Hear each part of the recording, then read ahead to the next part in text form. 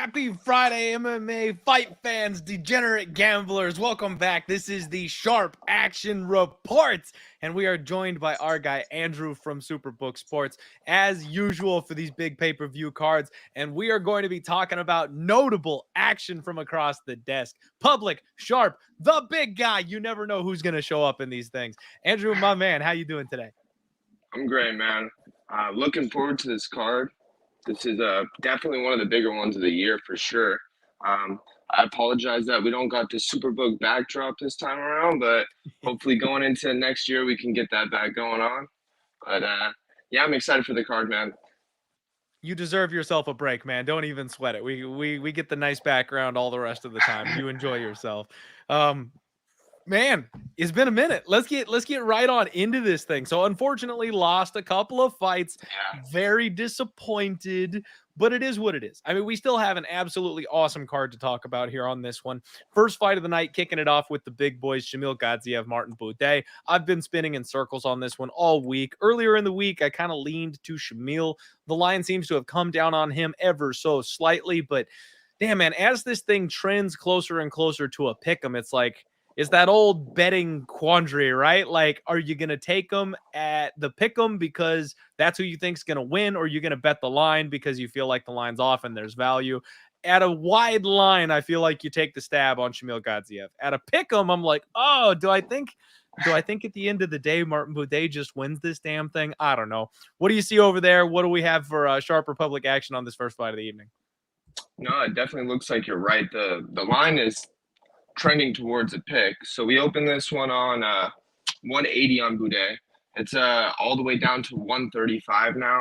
I'm not going to say it's been heavy action on this fight or the first couple fights, but yeah, we've been getting some dog money, and the line has been coming down market wide. So it's definitely something we are looking to keep our eye on. I don't have any respected action on the fight so far, but yeah, we're looking at needing the favorite in the first fight.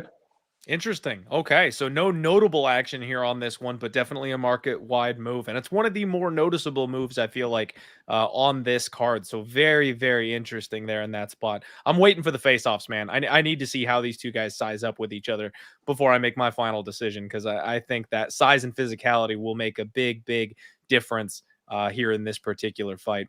Welcome into the chat. We see all you folks rolling with us. Thank you very much for all the kind words out there. Do us a favor and hit the like button, and we'll power through the rest of this card here for you. Next up, we've got Andre Touchy-Feely taking on Lucas Almeida.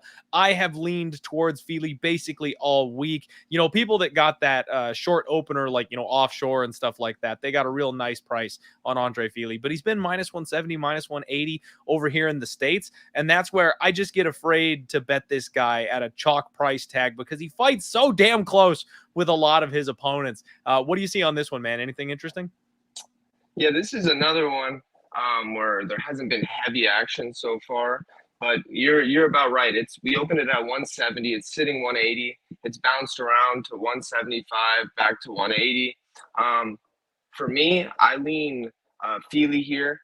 I had success betting against Almeida in his last bout, and I just don't think his competition level has been very high thus far in his career. So I'm definitely looking to book this to need Feely here. But I'm not going to lie to you guys. It's not like we're getting overwhelmed with action on this fight. There's some bigger fights later in the card, but yeah, I like Feely in this spot. I think we're going to book it to need him. So yeah, that's where we sit right now. Of all the fights on the card, man, yeah, this one seems like the one that'll probably fly unnoticed under the radar. I doubt there's a lot of action on that, but that makes perfect sense to me. I would want to be on the Feely side myself. It's just a matter of, do I jump in at minus 180 or not? I like it. Next up, Tagir Ulanbekov takes on Cody Durden, and Cody Durden is a very popular dog this week, man. A lot of people finally giving him his flowers, the respect he's deserved, probably, I guess, since he got to the UFC. People like me who just have not believed in him to this point. He's proved us all incredibly wrong. But even though there's all that action that I'm seeing, at least on Twitter, on the Cody Durden side of things, Tagir is still the favorite. What's going on over there? Yeah, so we opened this one up at 160 on Tagir. Right now we're sitting at 155, so it's pretty close to where we opened this thing. We did get some early money on Tagir. It got up as high as 180, and now we've gotten some money back on Duran. So this has been a fight where there's action both ways, and it looks like the price is pretty much going to close where we opened the thing at. But yeah, I mean, it's funny listening to the Cody Durden story with you on the podcast. Earlier this week, I was cracking up. That's now your guy. So yeah, I'm hoping Cody Durden can get it done. We're rooting for him here, but yeah, I'm not really sure where I lean in this fight, but yeah, that's where the action is.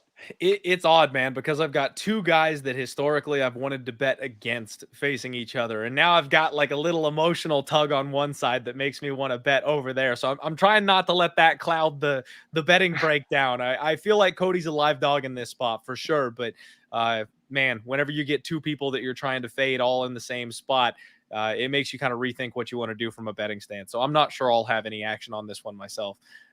Next up, we got King Casey O'Neill making her return, taking on Queen of Violence, Ariane Lipsky. Lipsky's done nothing but show improvements in her last couple of fights. I went big against her, man, on Melissa Gatto. I was sold. I was ready to plant my flag that Gatto was going to cruise in that spot. And I still actually think that she won the fight. It was a split decision. It was close. Maybe I got, not robbed, but like I feel the decision went the wrong way. So it was what it was, but it wasn't the dominant performance that I expected. And that's because of the improvements of Ariane Lipsky. She's really turned a corner in her career lately. Now, Casey O'Neill, she's coming off of a big layoff, a surgery, a blown ACL, I think, but she's training at Extreme Couture. She's a very hyped up prospect. A lot of people with high expectations for her. I don't know if she can get the takedown in this fight, and I think that's maybe the most important factor here. So it's going to be interesting to see how this one goes. But Casey is a sturdy favorite here per the books, and I'm very curious what you guys are thinking here on this one, because with all those question marks, and especially with the recent performances for Lipsky, I thought this line would be a little closer. Yeah, I don't disagree with you. We opened this thing up at 55, so originally it was a little bit closer, but we have been getting some more action on O'Neill. We're currently sitting minus 185 here or not here, I'm in Philly, but in Vegas we're sitting 185. But yeah, so the Here in money's been spirit. coming in. Yeah, here in spirit. The money's been coming in on O'Neill. Obviously, these weigh-ins are going on right now. I keep getting these notifications on my phone as we're doing the podcast. So I know these prices are still going to shift a little bit, but as we're sitting now, we do need Lipsky because there's been a little bit more action on O'Neill thus far. Oh, O'Neill is a very popular figure, man, and that's one of those things where it does not surprise me that she's the favorite. It does not surprise me that's where the action's going, just because she's got that online presence and that hype. You know what I mean? So personally, I'm not sure that she's necessarily deserving of it just yet, but I guess we'll find out on Saturday. Cody Garbrandt takes on my boy, Brian Boom Kelleher. Another spot for me that is very difficult because the heart is involved, man. Are people coming across there and trusting Cody Garbrandt after what we saw last time with their money? What's happening here? Yeah, this is a fun one. This is one that it's been more talked about in the back with the boys. I know there's a couple guys who are back on the Cody bandwagon, and then there's some people that are like it's over for him. But so this one, I feel like there's people both ways as well. We opened this one up at 220 on Cody. We have gotten some resistance. We got some resistance early at that number. It's dropped all the way down to 190 now. So currently sitting, we do need Cody. I know we do the same song and dance always. These bigger favorites, they're probably going to end up in the parlays. I'm sure we won't need Cody by the time the fights kick off tomorrow. But as of now, yeah, we need the favorite, which is a nice thing to see from the booking perspective. And this is actually a fight where we did take a larger bet on the over, which was surprising to me. I wasn't really expecting that, but yeah. So we're needing the under right now and the favorite. I'll be honest with you, man. I was looking at maybe betting the under myself just today. So that's interesting to me. Is this respected action on that over, or just a big bet on the over? It was just a bigger bet, which was like a surprising bet because I would think people would tend to lean under the way his fights have gone as of late. Yeah, under makes a little bit more sense to me too. That's wild. Interesting stuff going on here. All right, everybody. This is the Sharp Action Report here at Pub Sports Radio. Give us a like. This is our guy Andrew from Superbook Sports giving us all this info. Make sure you support him. Check him out online. He's a great follower to have and a good contact for all of us, of course, sharing this knowledge with the gamblers here on Friday. Next up, we've got Irina Aldana taking on Karol Rosa, women's 135. Aldana massively disappointing in her title shot. Her last opportunity to grab gold. She's a little long in the tooth. She's a bit older, decent sized favorite over Rosa, who is much younger, seemingly the higher ceiling fighter with lots of room to improve. I'm curious if people are trusting the favorite here with their money, or if they're like me and they're looking at maybe taking a flyer here on the dog. So this one's kind of from like a booking perspective, this has actually been one of the more exciting fights for us, surprisingly. And yeah, we've gotten a ton of action both ways. So we opened this one up at 210 on Aldana. It's got as high as 260, and now it's back down to 185. So early on, when we opened this thing at 190, we did get a pretty respected bet on Aldana, and that's why you saw that number climb up as high as 260. But then when it reached that number, somebody came in on the other side that is one of our sharper bettors as well. So we have a bet on both sides, not the same numbers anymore, but yeah, that's put us where we're at right now at 185, and we're currently needing the dog, but I think those things will change by tomorrow for sure. Okay. All right. So some tug of war action here on this fight. I'm kind of tempted on the dog side here myself, man. I just think it's going to be a close and greasy type of fight. The big guy got back on track last week with a split decision win that cost yours truly. I said that I had the balls not to cash out of that spot, even with the big guy on the other end. Oh, I guess he got me on that one. I feel like the decision maybe went the wrong way. So we'll see what happens here on this one with some conflicting sharp action on this women's MMA fight. Yeah, that wasn't the prettiest fight to feel like you lost though. So oh, I mean, tell me about it. To get back on track, I'm not saying that was like, oh wow, what a lock of a fight on that one. You know, and man, it's all bounces, right? Sometimes you get a good one, sometimes you get a bad one, and you got the monkey off his back. That's all you need as a gambler sometimes. Get back in the win column by hook or crook. Doesn't matter. Alonzo Menifield takes on Dustin Jacoby up next here, and I am firmly in the Dustin Jacoby camp. I've just never thought Alonzo Menifield is much more than a round one beast. He's a bit of a freak show fighter, got that big power. If he doesn't land early, I just don't see how he wins, man. I like Jacoby, and as much as we all got to worry about the parlay buster, I think I'll find a way to parlay up Jacoby this weekend. Yeah, I mean, I think the market and most people are tending to agree with you at this point. We opened this thing at $2, and now we're sitting 270. Right when we opened this thing, we did get a respected bet on Dustin Jacoby. So we're definitely looking to book to need Dustin Jacoby, and it hasn't been very easy to find much action from on Menifield yet, but by the time tomorrow comes, we're definitely looking to need the favorite in this one for sure. Okay. Love to hear that. I'm going to end up needing the same side there with you, and I always enjoy that.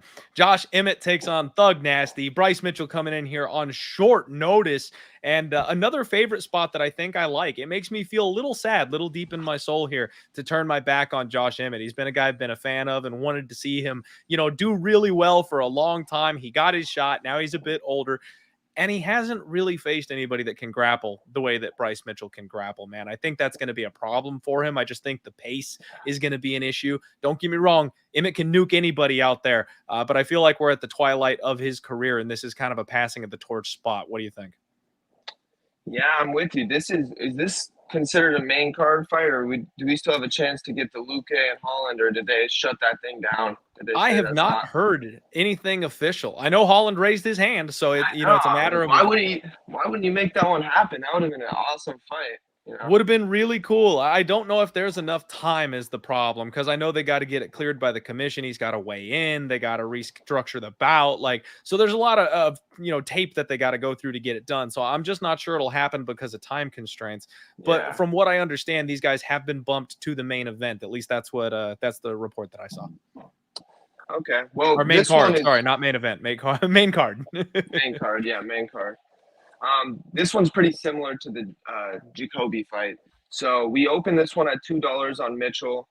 That same customer that I was just talking about, one of our more respected UFC bettors at our book, came in early on Mitchell and made a very large wager. And this thing hasn't really looked back since. We're sitting 250 now, so it's moved 50 cents, and we haven't gotten a lot of Emmett respect yet. We're looking to need Mitchell in this one.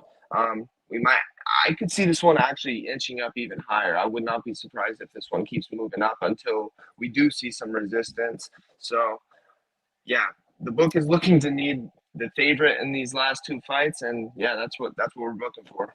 Good deal. Man, that seems like one of those ones where the sharp and the public align, right? Bryce Mitchell is a guy who's popular in the community, and he's also a guy that everyone knows the skill set and the resume. So I think we'll end up with you guys, unfortunately, just praying for Emmett to do something on Saturday. We'll see what happens. I don't know if anybody's going to take that nibble, but Emmett is a known underdog, man. He will come through when you give him that plus money. So if you guys had to roll the dice on somebody, that's not the worst case scenario for you. He might be the parlay buster for you there this weekend. Definitely. We've got Tony Ferguson taking on Paddy the Baddy coming up next. And this one feels like we're just going to regurgitate the last 2-3 fights in a row here, man. Sharp and public probably on the same side. I wish I could make an argument for Tony Ferguson, but he has passed his expiration date at this point. I don't think I can. So I expect you're going to tell me that all the love is on the Paddy side, outside of a few, faithfuls who are maybe taking dart throws at Tony Ferguson. But I got to think Paddy's going to be the side here. So it was going that way where we were getting a lot of action on Paddy at first, and the number got so high. So we opened this thing at $3, and went up all the way to $4, and then at $4 we got a very respected bet on Ferguson. I believe this customer might have bet Ferguson in his last spot, so I'm not saying it's a lock, but he's going back to the well. He feels like Ferguson has a shot here. I'm not sure. I'm kind of pulling for Ferguson too. I'd like to see him go out with a win, and I'm not sure he would go out, but it'd be nice to see him get on track. But as of now, we do need Paddy, which is pretty surprising. Like you said, I would not expect that. I know it's not going to be that way tomorrow, so don't quote me that we need him at the end of the day. But yeah, as of now, we need Paddy, which is absolutely surprising. And this is another one we got a bigger bet on the under in this fight, so that was a notable bet as well.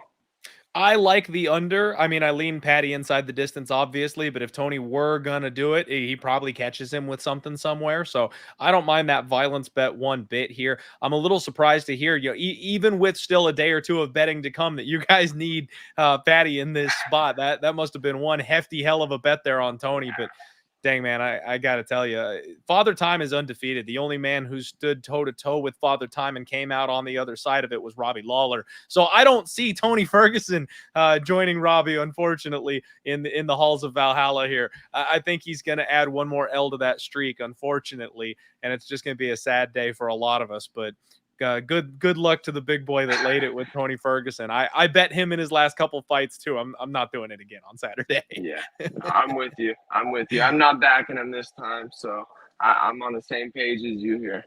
All right. Glad you and I agree, at least, man. Last 3 fights, everybody. Shavkat Rakhmonov takes on Stephen Wonderboy Thompson, another big favorite here, as is customary for these pay-per-view cards. And I got to tell you, man, I think Shavkat's legit. I think he's the truth. And I think this is a spot where the UFC is kind of selling on Wonderboy, giving him a tough matchup, but also a notable name for Rakhmonov to get him in that title conversation and just kind of ease Bilal slightly out of the picture. try and jump my guy for a title position here if he gets a big finish or a spectacular sub. It's got to be Rakhmonov here for me, man. What are you doing? Yeah, you kind of feel like the UFC's upset that Wonderboy wouldn't take that short notice fight, or not the short notice, when Pereira missed a weight and he just didn't take the fight, and they're like, okay, here's Shavkat, enjoy exactly. This. So we opened this one at 550. It got as high as 650. Now it's sitting $6. We're gonna need Wonderboy. We're gonna need one of these dogs in the main event, or in the main 5 fights, the main card. I don't know which one it's going to be. I'm hoping it can be this one. I just don't really see it happening. Something notable from the back, one of the guys I really respect in the back loves the over in this fight. I can't really wrap my mind around it. I'm not sure I agree, but he's somebody I respect, so I'm not going to touch the under here. But yeah, he believes Wonderboy will at least be able to hold his own and get over that 1.5 mark. So that was entirely possible. Hey, sitting at 1.5, that's not so bad. Maybe Wonderboy can hang on for dear life for just 7.5 minutes or so. That wouldn't be too shocking if he was able to pull that off. All right, everybody, co-main event, and my guy, I think I found your dog that should be coming through on this main card. I have a big fat bet on Brandon Raw Dog Royval and New for the co-main event here. Everybody knows I locked it in weeks ago. I've been screaming from the mountain. He opened up at 2-1. He's sitting about plus 155, plus 160-ish now. There was a little bit of tug of war. He got down to like plus 145, I think, at one point. So I do understand the late action coming in here on the champ. Probably some more public action, people saying, oh, it's the guy with the gold belt. Why is he minus 150 here and coming in on that side? Makes perfect sense to me here, but I am not deterred. I think Raw Dog is going to snatch that belt here on Saturday. What do you got as far as notable action over there? So we opened this one at $2 on Pantoja. And it got all the way down to 160. And at that point, we did get a pretty respected bet on the champion. And that's kind of what's been inching this price back up. We're sitting 190 on Pantoja right now. We're getting pretty close to where we opened this thing. So right now, we do need Royval, and I think that's where we're going to be tomorrow. So I'm hoping you can be right on this one for sure. I'm assuming that this is going to be one of the bigger decision fights, even though I feel like it's not getting a lot of public love. I think this is definitely one of the more exciting fights on the card. And if people are tuned in, this one, I can almost guarantee it's not going to disappoint. It's such a fun stylistic matchup. And yeah, we're hoping we can get the dog here.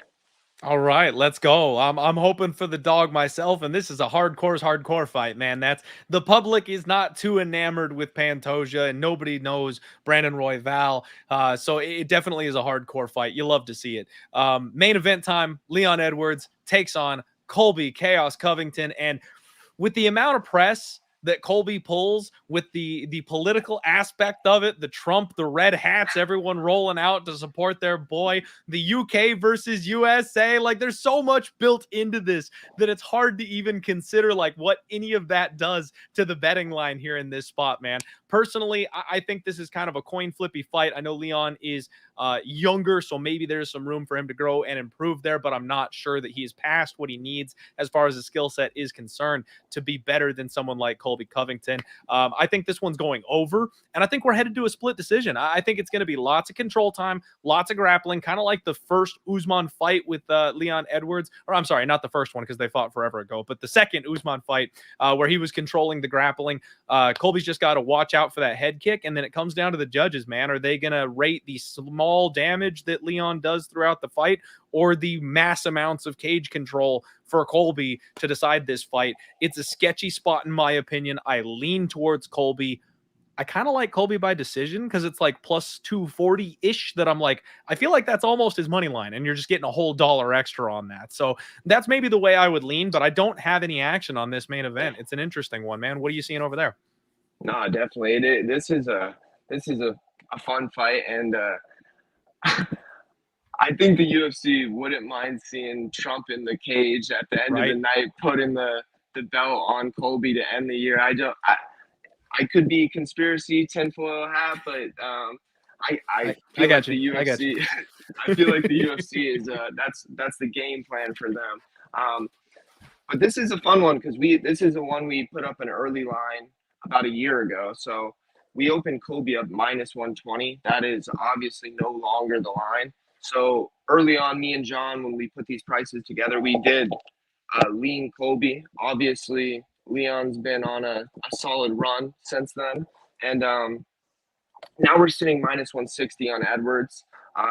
We did get a respected bet early on Edwards as well, and that's kind of what's dictated this move for us. But yeah, now Colby's sitting plus 140.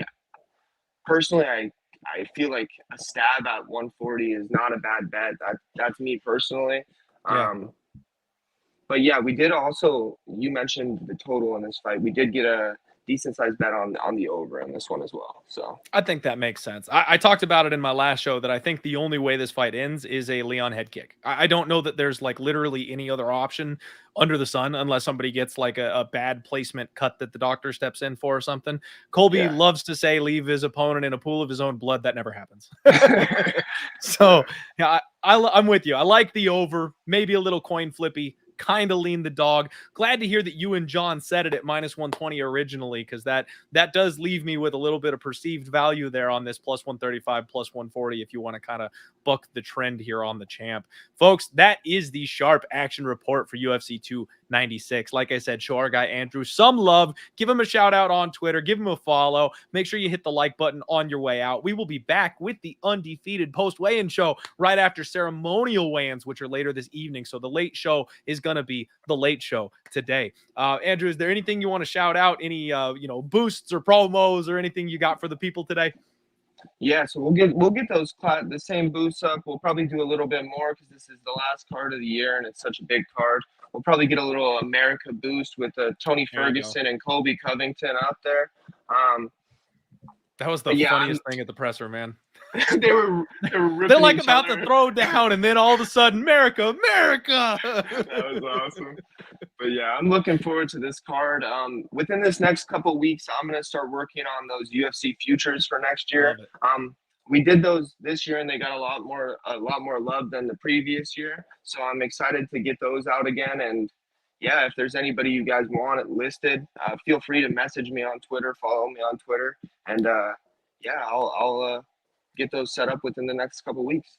You know, Andrew, I'm probably a bad host for putting you on the spot like this live on camera, but I was just starting to plot out my holiday work schedule for the podcast, and we don't have a fight card until like the 13th of January. So we've got like a whole month between now and the next card that anybody's going to be talking about. And one of the things I wanted to do at some point in that break was a futures episode. Maybe the first week of January or the second week of January, sit down, take a look at the future markets and kind of run through them. Is that something you might be interested in doing with me if we can let's do it again. We did it last year, right? We were all in last year. Let's do it again. I'll try to get more fighters up this year too. Yeah, I'm really looking forward to that. That's always fun because you get to see these guys' opinions early on and who maybe could make a run late in the year to a title shot. But yeah, I'm definitely down for that. Hell yeah. It was fun last year. Let's run it back. Let's do it again. So folks, look forward to that. Maybe early 2024. We'll have some MMA talk for you in the futures markets. And thank you all for joining the show today. Hit the like button on your way out and let's roll. Let's talk about these fighters. I can't wait. Last fight card of the year, everybody. Let's go.